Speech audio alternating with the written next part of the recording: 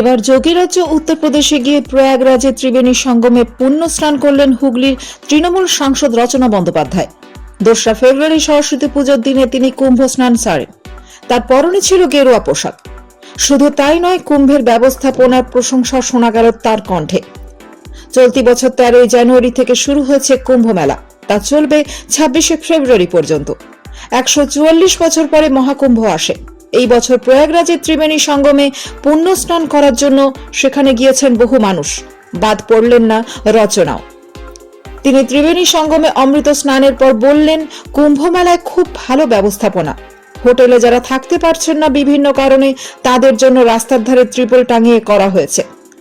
রাস্তার ধারে অসংখ্য শৌচাগার, ফলে সমস্যার কারণেই খুব ভালো ব্যবস্থাপনা।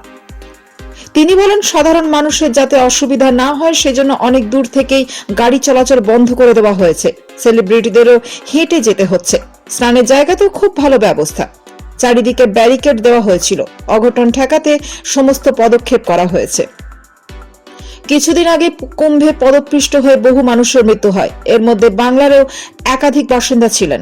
এরপরে যোগী প্রশাসনের ব্যবস্থাপনার বিরুদ্ধে সুর চড়িয়েছিলেন তৃণমূলের বহু নেতা। এই দুর্ঘটনা প্রসঙ্গে রচনা বন্দ্যোপাধ্যায় বলেন, নিশ্চয়ই একটা ঘটনা ঘটেছে, তা খুবই উদ্বেগের এবং দুর্ভাগ্যজনক।